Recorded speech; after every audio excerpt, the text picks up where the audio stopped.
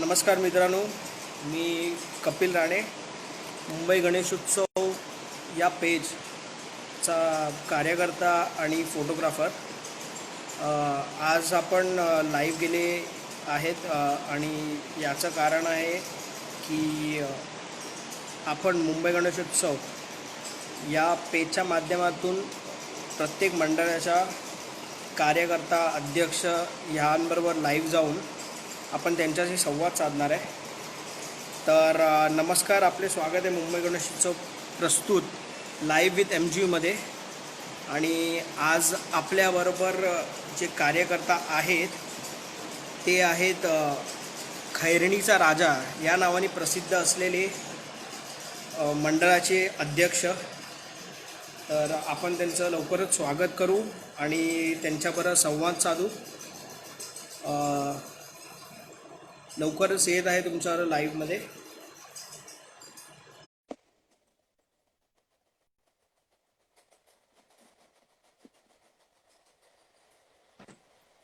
तर आपण आहेत आता खैरणीचा राजा या मंडळाच्या अध्यक्षांबरोबर लाईव्ह. आपण त्यांच्यावर आता संवाद साधणार आहेत आणि त्यांच्याबरोबर प्रश्नांची सुरुवात करूया. नमस्कार साहेब. नमस्कार टीम मुंबई MGU and नमस्कार गणेशोत्सव सबको. या पेजच्या माध्यमातून तुमचं हार्दिक स्वागत आहे. तर चला चालू करूया आपण प्रश्न आणि उत्तर. तर सर्वात पहिला प्रश्न आहे आपल्याला, आपल्या मंडळाची स्थापना कशी झाली? देखो, अपना मंडल ऐसा था कि जैसे हर किसी का एक इतिहास, एक स्टोरी है कि बचपन में छोटे बच्चे एक साथ में यहाँ वहाँ गणपति जाके देखना दूसरे सार्वजनिक मंडल में, ऐसे हम लोग भी थे जो कहीं पे लाइन लगा के अपने आजू बाजू के जो बड़े मंडल थे वहां पे जाके लाइन लगा के गणपति देखते थे. वो लाइन में खड़े रहना, आजू बाजू में वो गाने की आवाज सुनते रहना स्पीकर पे, उसका एक मजा ही अलग था. और जब वो लाइन से अंदर जाके जब वो सामने बप्पा दिखता था तो फिर मतलब वो दिल में बैठ गया था कि मतलब एक थोड़े से क्षण में वो देख के इतना अच्छा लगता. अगर वो अपने पास जो भी वो 1.5 दिन 5 दिन वो धीरे धीरे बढ़ते कि अगर अपने पास रहेगा तो कितना अच्छा लगेगा. बस यही एक सोच से हम लोगों ने एक 95-96 में 96 से हमारा लीगली स्थापना है, लेकिन उसके पहले ही हम लोगों ने एक बच्चे लोगों ने मिलके स्कूल के छोटा सा गणपति लेके आए, छोटा सा मूर्ति समझ लो 4-5 इंच का. और आप ये भी नहीं बोल सकते उसको कहाँ पे स्थापना किया. मतलब हम लोगों ने वो एक ही साल में 1.5 दिन में 4 जगह उसका स्थापना किया था. ऐसा था. एक दिन यहाँ पे कोई मना कर रहा है, मतलब उस टाइम पे थोड़ा सिचुएशन 93 और 92 का राइट्स हुआ था. उस टाइम पे थोड़ा सिचुएशन अलग था.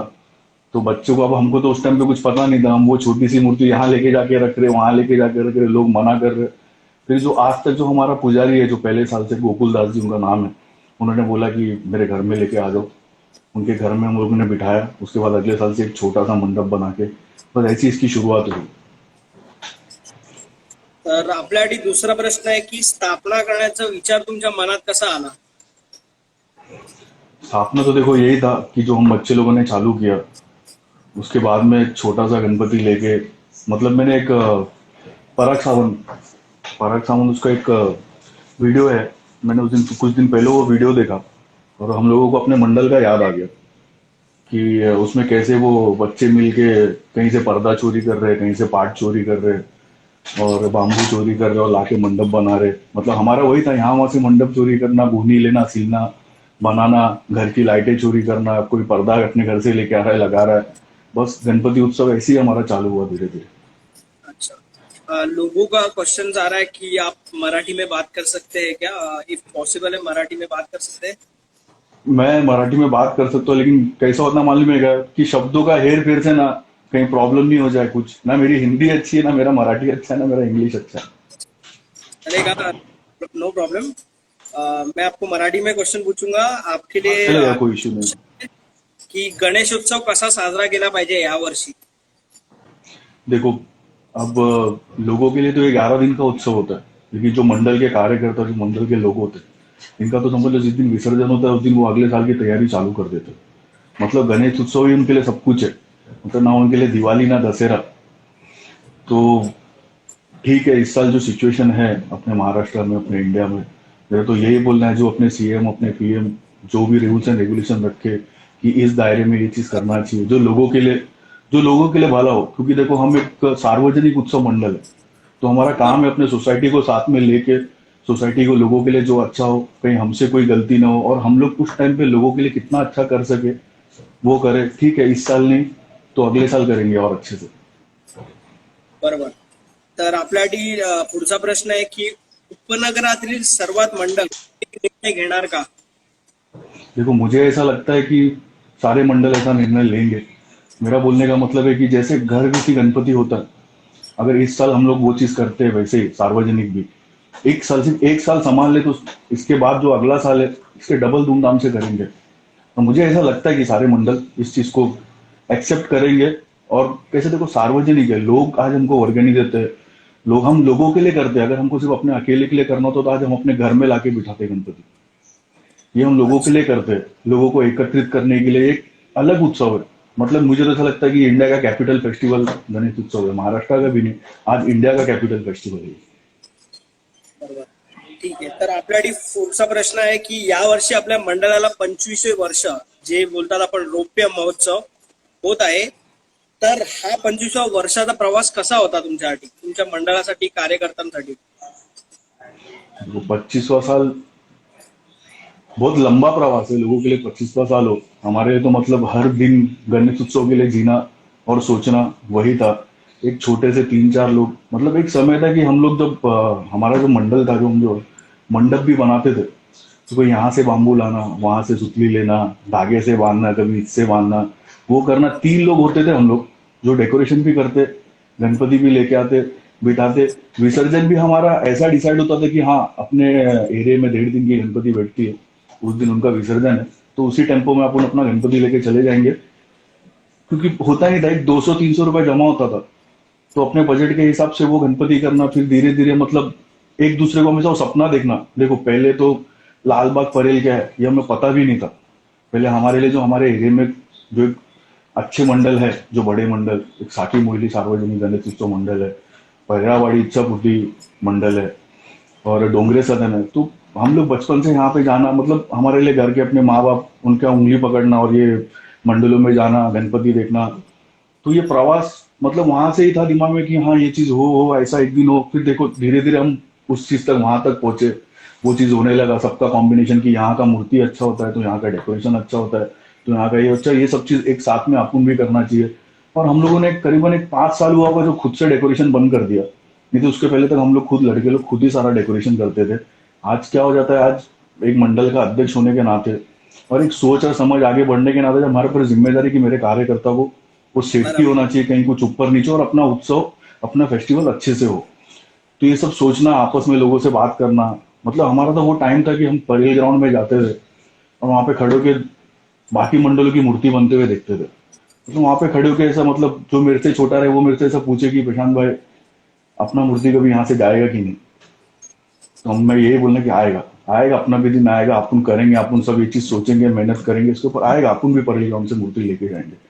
तो वहां तक पहुंचना, फिर लाल बाग परेल, मतलब आज लोगों को जानना मंडल, आज मतलब इचलकरंजी, कोल्हापुर, सांगली, अयोध्या तक, मतलब हैदराबाद, हर जगह अपने अपने मूर्ति का रेप्लिका बन रहा है। ये हम लोग के लिए, मतलब आज हम जब बैठते हैं, आज जब बात करते हैं, तो हमारे लिए अभी भी सपना ही है ये। ऐसा लगता है कि सपना ही है सब कुछ। और 25वां साल इसकी बात रही, तो मैंने हमेशा लोगों को यही बोला था सबको कि देखो, क्या मन में 5 साल के बाद मैं रहूं या नहीं रहूं, या 10 साल के बाद तू रहे या ना रहे, तो हर साल हमारे लिए 25वां साल है। मुझे इस साल का 25वां साल नहीं हो पा रहा है, उससे ज्यादा गम इस बात का कि इस साल गणेश उत्सव जो चाहिए था वैसा नहीं हो पा रहा।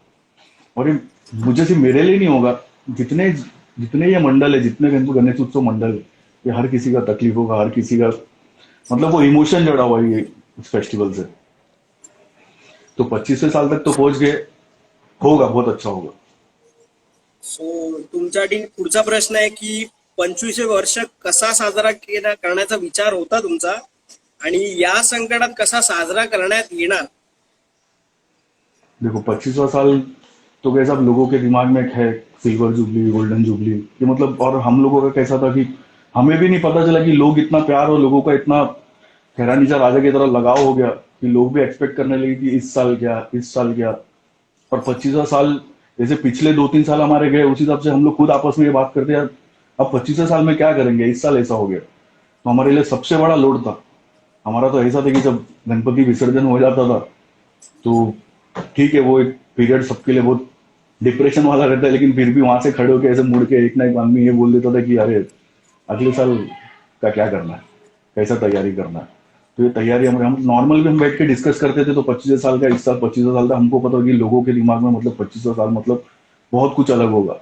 और हमारे लिए था बहुत कुछ करना था, उसका प्रिपरेशन भी चालू था, मतलब बहुत एक्सपेक्टेशन थे। हाँ मैं आपको इतना बोलूंगा कि 25वां अगर इस साल देखने नहीं मिला, हम लोग आपको अगले साल 50वां साल पक्का दिखाएंगे।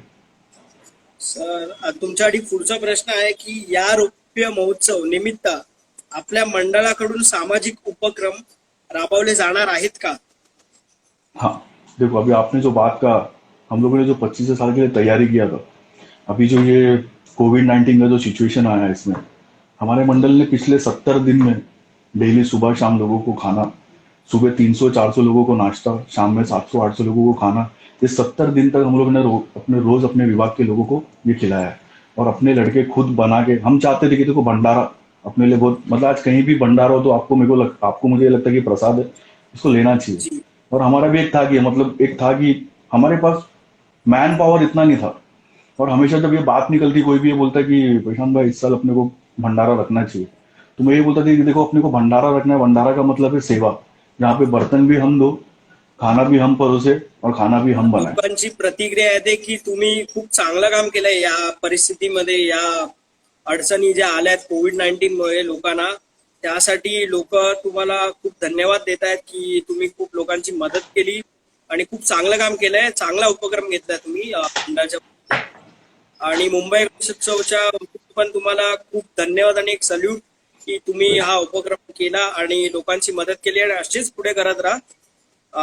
तर पुढचा प्रश्न आहे तुमच्यासाठी की श्रींच्या मूर्ती बाबत आपल्या मंडळाने कोणता निर्णय घेण्यात आला आहे की देखो हम लोगों ने जब जैसे ये मई का टाइम चालू था, मई का टाइम ही चालू था, जनवरी में जो हमारे मूर्तिकार है कुणाल पाटिल, उनसे बात होकर मतलब इस साल का 25 साल का मूर्ति होती है, सब कुछ ऑलमोस्ट उस पर चल रहा था। लेकिन कुछ टाइम हम लोगों ने स्टे किया, सोचे कि गवर्नमेंट क्या आता है, मतलब इतनी जल्दी डिसीजन लेना ठीक नहीं था। राईट. तो अब हाँ, तो अभी कुछ एक महीने पहले हम लोगों ने डिसीजन लिया, हमारा मूर्तिकार कुणाल पाटिल ही है, जिनके पास हम 2.5 से 3 फीट की मूर्ति लेके आएंगे।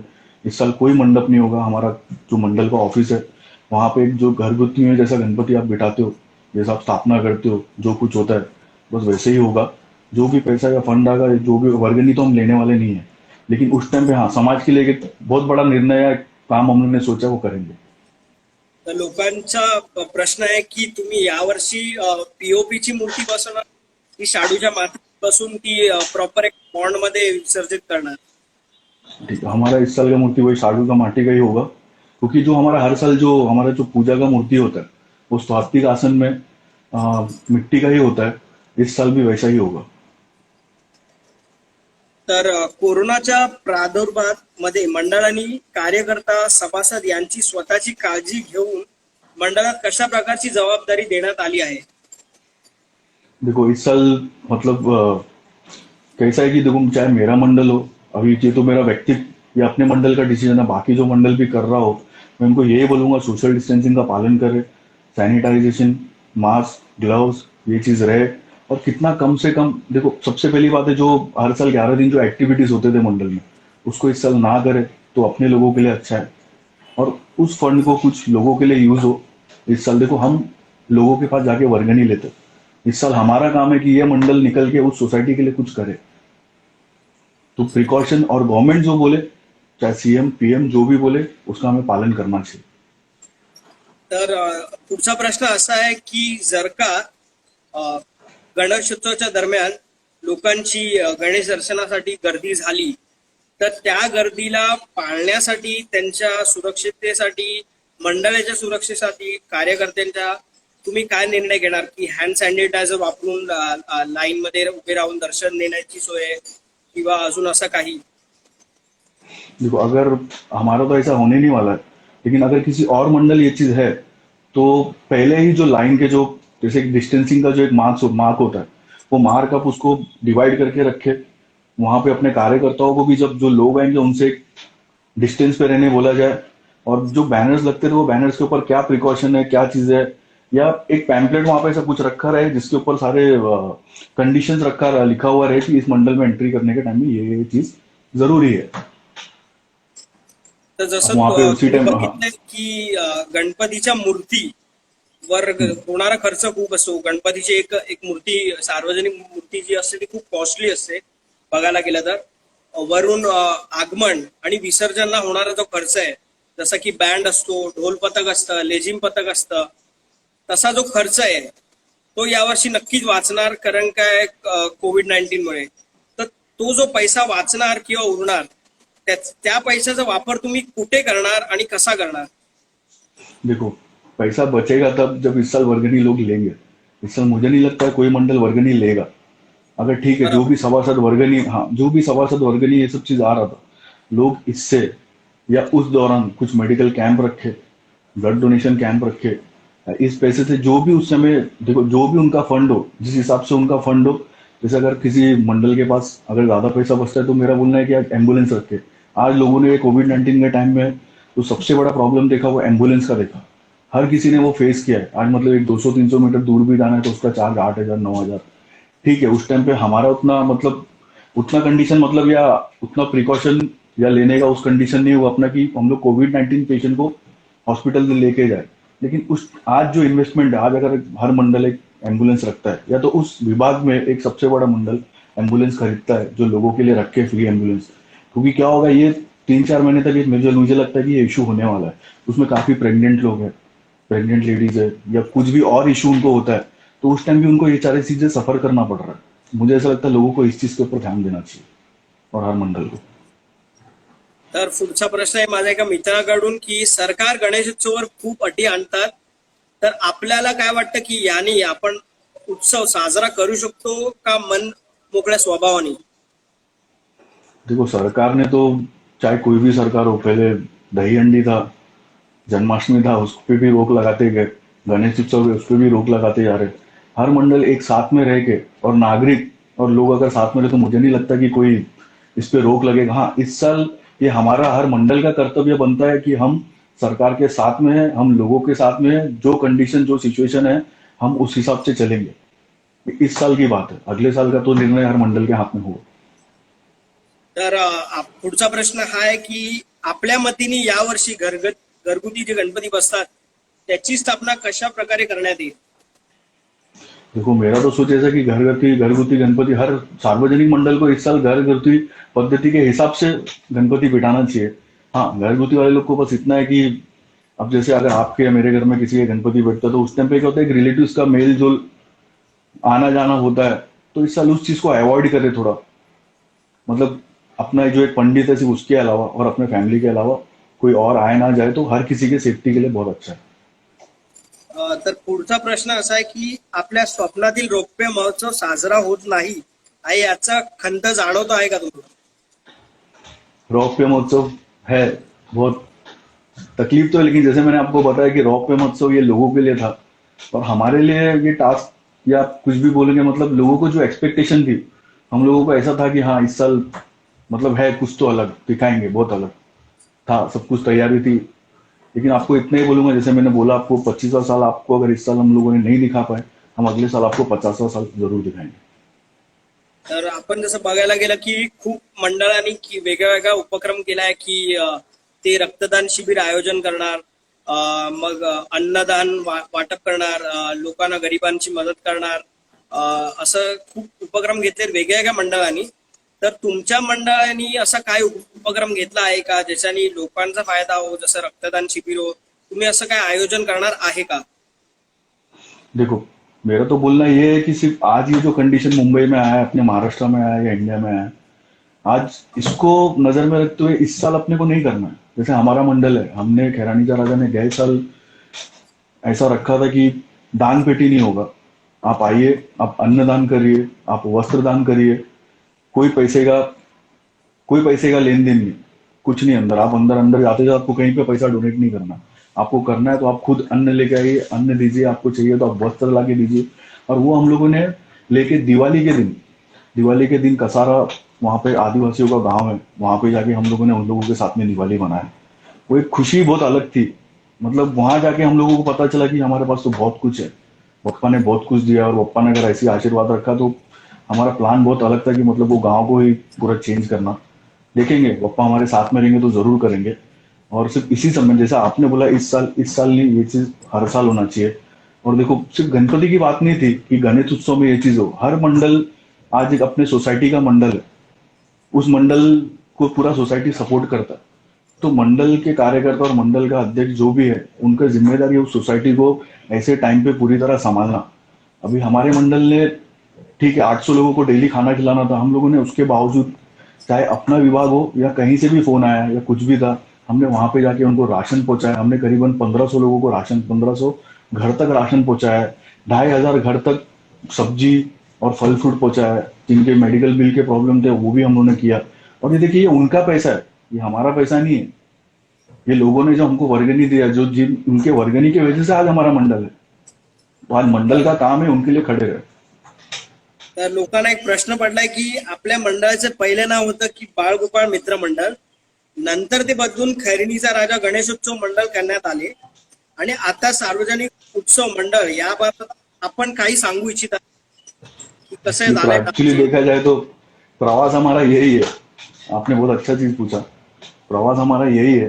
देखो बाल गोपाल मित्र मंडल जब हम बच्चे थे, तो आज भी आप देखोगे हर एरिया में एक बाल गोपाल मित्र मंडल होगा, आपको मिलेगा ही ये। तो उस और वो बाल गोपाल मित्र मंडल और कुछ नाम पता नहीं होता था। तो हमारे यहाँ पे परेड़ावाड़ी जो मंडल था इच्छापूर्ति, उनका मंडल का नाम बाल गोपाल मित्र मंडल था, और वो हमारे यहाँ का एलवर्ड का सबसे पुराना मंडल। और मतलब वहां पे सबसे ज्यादा लाइन लगती थी, और मैं खुद बच्चा या कोई भी मतलब ऐसा होता था कि वो जब तक वो 3 गणपति हमारे एरिया का जब तक वो ना देख ले तो मतलब गणेश उत्सव नहीं होता था। तो बाल गोपाल मित्र मंडल वो नाम वहां से हम लोगों ने लिया। बाल गोपाल मित्र तब जब तक करते गए तब तक लोगों को पता नहीं था, बाल गोपाल ठीक है अपने तक है, लेकिन एक टाइम आता है कि मतलब लोग कंफ्यूज होना चाहते होते हैं कि बाल गोपाल उधर है कि बाल गोपाल इधर है। तो बाल गोपाल से हम लोग ठीक खैरानीचा राजा पे आए। देखो उस टाइम पे खैरानीचा राजा और ना कि साकीनाका का राजा, ये सब हम लोगों ने उस टाइम इसलिए नहीं लिया क्योंकि उस टाइम पे हम नहीं थे, हमारे से बहुत अच्छे मंडल थे यहाँ पे, और हम नहीं चाहते थे कि मतलब वो ऐसा हो। ठीक है उस टाइम पे हमको पता चलने लगा कि लाल बाग का राजा, ये राजा वो राजा, तो मतलब ऐसा लगता था, मतलब वो सोच ही नहीं थी, पता ही नहीं था। मेरे मंडल का मैं आपको सबसे पहली बात बताऊं, सबसे एज वाला बंदा मैं हूँ, हमारे बाकी सारे जितने हो मेरे से बहुत छोटे। तो वो सोच ही नहीं था, हमको जो लगता बचपन में खेलते कूदते समझते वो नाम हम लोग रख देते थे। तो खैरानीचा राजा जो एक्चुअली जो हमारा गणपति जहाँ पे बैठता है वो खैरानी रोड है उस जगह का नाम। तो खैरानीचा राजा हम लोगों ने चालू कर दिया, खैरानीचा राजा ऐड करना, फिर धीरे धीरे खैरानीचा राजा मतलब बाल गोपाल मित्र मंडल, उसके नीचे ब्रैकेट में खैरानीचा राजा हम लोग ऐसे लिखते थे। धीरे धीरे उस नाम को हटाते हटाते खैरानीचा राजा कर दिए। फिर क्या हुआ कि देखो हम लोगों का पहले जो जो हमारे साथ के सब थे, हम लोग सोच रहे थे कि सिर्फ गणपति या गणेश उत्सव फेस्टिवल ही नहीं, सिर्फ अपना सांस्कृतिक फेस्टिवल ही नहीं, सामाजिक भी अपने को बहुत कुछ करना है, ये हमारी सोच थी। तो आज सामाजिक भी है, आज हम लोग क्रीड़ा में है। क्रीड़ा भी मतलब हमसे भी शायद बहुत लोगों ने बहुत अच्छा किया था, लेकिन हमने जो किया था मैं आपको वो बताता हूँ। हम लोगों ने सबसे पहले खासदार चषक, हमको देखो मैं आपको बताता हूँ, हमको खासदार पूनमताई महाजन है, उनका बहुत अच्छा सपोर्ट है। और वो खुद बास्केटबॉल फेडरेशन महाराष्ट्र की प्रेसिडेंट है, और उनका जो तरीका है काम करने का वो एक बहुत पसंद है कि पॉलिटिक्स अलग जगह पे, स्पोर्ट्स अलग जगह पे। इसका उदाहरण मैं आपको देता हूँ। हम लोगों ने खासदार चषक रखा, खैरानीचा राजा आयोजित खासदार चषक। वहां पे कोई पार्टी का झंडा नहीं, कोई पार्टी का लोगो नहीं, बहुत अच्छा हो वो कार्यक्रम। हम लोगों ने उसके बाद रखा प्रमोद जी महाजन क्रीड़ा महोत्सव, 9 दिन का महोत्सव था। वहां पे 1600 प्लेयर पार्टिसिपेट किए, जेंट्स लेडीज सब लोग। हर लेडीज को ट्रैवलिंग अलाउंस, किसी से भी एंट्री फीस नहीं था, सारे एंट्री फीस किसी को मतलब सारा सब कुछ फ्री था। उनको खाना पीना नाश्ता। और जो स्टेडियम ही जो बना था ना, वो करीबन कम से कम 18 से 20 लाख का सिर्फ स्टेडियम हम लोगों ने एक ग्राउंड में खड़ा किया था। मतलब आज वो आप ग्राउंड को जाके देखोगे और वो जो हमारा जो उत्सव देखोगे ना, आपको लगेगा कि नहीं, इस ग्राउंड में ये ऐसा स्टेडियम बना था। उसमें कबड्डी, मलखम, ढोल पतक और अपना कुश्ती, हम लोगों ने जो भी अपने मिट्टी का खेल, जो भी अपने भूमि का खेल, वो खेल हम लोगों ने आगे रखा। मतलब नॉर्मली आपको बॉक्स क्रिकेट ये वो ठीक है, कोई चीज मैं ये कंपेयर नहीं करता हूँ, लेकिन हम लोगों ने पहले अपने संस्कृति के साथ में जो अपना क्रीड़ा है, जो अपने सच में अपने मिट्टी से जुड़ा हुआ है, उसको आगे बढ़ाने की कोशिश की है। और 1800 प्लेयर खेलना मतलब आप समझ सकते हैं, करीबन 5 से 6 हजार लोगों का सिटिंग अरेंजमेंट था। और वहां पे जो मलखम्ब में जिसने परफॉर्म किया था आदित्य पाटिल, जब खेलो भारत खेलो जो बीजेपी का चालू था, तो वहां पे वो दिल्ली में उसका फाइनल क्लोजिंग सेरेमनी था, जहाँ पे अमित शाह जी के हाथ से क्लोजिंग था। वहां पे मेरे को एक दिन पहले पूनम महाजन जी के यहाँ से कॉल आया कि आदित्य पाटिल को मैं फ्लाइट का टिकट भेज रही हूँ, ये वो आदित्य पाटिल, मैं चाहती हूँ कि आदित्य पाटिल वहां पे परफॉर्म करे। और आदित्य पाटिल ऐसा नहीं था कि अपने कॉन्स्टिट्यूंसी का, अगर आप वोटिंग के हिसाब से इसके हिसाब से देखें कि एक राजनीतिक थोड़ी सी बात आ रही राजनीति की, मैं आपको ये बता रहा हूँ कि मंडल में अगर पॉलिटिक्स भी है तो दोनों चीज को अलग रखना चाहिए। तो आदित्य पाटिल जो अपने महाराष्ट्र का, अपने मुंबई का, बोरीवली में रहने वाला, जो हमारे कॉन्स्टिट्यूंसी का नहीं, उसको मैंने फोन किया, मतलब कि ऐसे ऐसे आदित्य पाटिल तेरे को चलना है प्लेन से। मतलब वो बंदा बहुत बड़ा हाई क्लास का नहीं था, वो बंदे ने, मतलब जब मैं इसको मिला एयरपोर्ट पे, मैंने उसको बुलाया, हम प्लेन में बैठे, उसको लेके गया, मैंने उसको लेके गया, उसने इतने बड़े स्टेडियम में, अपने महाराष्ट्र का बंदा, अपना लड़का, वहां पे उसने, जहाँ पे 16-18 लाख लोगों ने खेला, वहां पे क्लोजिंग उसके हाथ से हुआ, उसने परफॉर्म करके किया। तो अपने लिए बहुत बड़ी बात है। तो एक क्रीडा को भी आगे लेके जाना, सामाजिक चीज को भी आगे लेके जाना, ये अपने हाथ में होता है। तर तुमच्यासाठी पुढचा प्रश्न असा आहे की आपण दरवर्षी मूर्तीची उंची वाढवत असताना आपला विभागातील आगमनाचा रस्ता रुंदी नि कमी, त्यात आगमनमध्ये वृक्षतोड करत जात आहे, कितपत योग्य आहे? आणि काही मंडळाला समजायला चांगला संदेश देत प्रसिद्ध झाले आहेत, तर काही मंडळ फक्त प्रसिद्धीसाठी करत आहे सगळं. याबाबत आपलं मत काय आहे आणि आपल्या मंडळाने कोणता संदेश समजावून देण्याचा प्रयत्न करत आहे? देखो आप जो, बहुत अच्छा क्वेश्चन है। मैं, लेकिन देखो कैसा मालूम है कि आदत सा हो गया है, जैसे ही गणेश उत्सव आता है तो पॉल्यूशन और जितने भी ये सारे क्वेश्चन है ना, ये क्वेश्चन उभरते हैं। अच्छा है मेरे सामने है, मुझे भी ये मौका मिला इसका जवाब देने का। देखो, झाड़ काटना और झाड़ की फांदी काटना, ये दो चीज में बहुत फर्क होता है। आप घर पे भी जब एक पौधा लगाते हो ना, तो जरूरत पड़ने पे आप उसकी भी फांदी काटते हो, या तो उसको स्ट्रांग बनाने के लिए, या तो उसकी ग्रोथ अच्छे के लिए, या तो वो जब तक आपको कुछ इंटरप्ट नहीं कर रहा है आप उसको खत्म नहीं कर देते। ठीक है। और बीएमसी भी, जब भी बारिश होती है या कुछ भी ऐसा चीज है जो उधर से कोई बड़ा प्रोजेक्ट या कोई चीज वहां से जाने वाला है, मतलब बड़ा ऑब्जेक्ट जा रहा है ट्रक के ऊपर, ये वो, तो वो कटिंग होता है। अगर आप उसको टाइम टाइम पे कट नहीं करोगे ना, तो इस आंधी और तूफान में वो झाड़ें जो कमजोर होती है ना, वो टूट के गिर जाती है। और इसका मतलब ये नहीं कि हम सारी फांदियां काटते हुए जाते हैं। हम, पिछले साल हम लोगों ने क्रेन रखा, बकेट रखा, जो एलिवेटर वाला बकेट होता ना, वो लिए। काटने वाला मशीन था, मशीन लिए। अच्छा, वो मशीन और बकेट देख के बहुत लोगों को ऐसा लगा, अरे इन लोग तो मतलब आगमन नहीं, इन लोग तो आज झाड़ काटने ही निकले। लेकिन वो मतलब नहीं था। आप जब एक रोड पे इतनी बड़ी मूर्ति लेके निकले हो, तो आपके दिमाग में ट्रैफिक, सब कुछ होता है। मैं अपनी मूर्ति खड़ा करके, मेरे पास अगर उतना सब कुछ मैकेनिज्म नहीं है उस चीज को छाटने का या करने का, तो मैं उतने टाइम तक ट्रैफिक जाम करता हूँ। तो ट्रैफिक को समझते हुए वो सारी चीज हम लेके चले। जो फांदियां, जो बड़े तो डाल है, वो अगर बम्बू से उड़ जाते हैं, निकल जाते हैं, वो हम उसके नीचे से पास कर जाते हैं। लेकिन जो काफी फांदियां होती है, जो, मतलब क्या होता है, जरूरी नहीं बहुत बड़ा मोटा फांदी हो, लेकिन उस फांदी का थोड़ा सा डाल है ना, वो आपके मूर्ति के फेस पे आता है। वो थोड़ा सा, लेकिन उसको काटना पड़ेगा आपको। और वहां तक आपका बाम्बू नहीं जाता, तो थोड़ा सा इधर से कटिंग करना पड़ता है। ऐसे कुछ ऑब्जेक्शन, और कहीं कहीं पे शायद थोड़ा सा बड़ा काटना भी पड़ता है, क्योंकि झाड़ कहीं पे नहीं काटा। ठीक है। और ये बीएमसी खुद भी करती है। बस क्या होता है, जिस मंडल का आगमन पहले होता है, उसको सबसे पहले ये सब चीज करना पड़ता है। तो जसं बघितलं की गेल्या वर्षी तुमच्या मंडळाची मूर्ती काही वेगळीच होती, लोकांना वेगळंच काहीतरी बघायला भेटलं. पूर्ण मेकॅनिझम होतं, पाठीचे कमळ गोल गोल फिरत होतं, पाठून देवी वरती खाली करत होती. तर यापुढे कोरोना संपल्यावर असं काही वेगळं मूर्ती तुमच्या मंडळातर्फे काय बघायला भेटेल का? लोकांचा हा प्रश्न आहे. इसी साल देखने मिलता, अगर कोरोना का ये इश्यू नहीं होता तो इसी साल देखने मिलता, और सच में ऐसा देखने मिलता कि मतलब जो अभी तक किसी ने नहीं देखा। ये पूरी तैयारी थी हमारी, और देखने मिलेगा अगले साल। तर तुमच्या प्रकारे तुमचं मत काय आहे की गणेश, सार्वजनिक गणेश जे असतात मंडळ, त्यांच्या खूप गणेश मंडळ असे आहेत ज्यांची गणपतीची मूर्ती 22 फुटांच्या वर असते, बरोबर?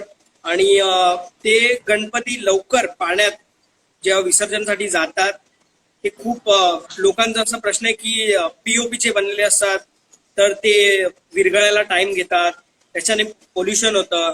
आणि जे लोखंडी सामान असतं, ज्याच्यावर जो पिलर उभा असतो गणपतीचा मेन, ते पाण्यातच गंजून पडतात. तर असे लोकांचे प्रश्न आहे की गणेश उत्सवाची जी मूर्ती आहे, सर्वात मोठी असते जी सार्वजनिक गणेशची 20-22 फुटांच्या मूर्ती, त्याच्यामुळे नेहमी पोल्युशन होतं. तर तुमचं याबद्दल काय मत आहे? देखो, मैं ये नहीं नकारता हूँ कि पॉल्यूशन नहीं होता है।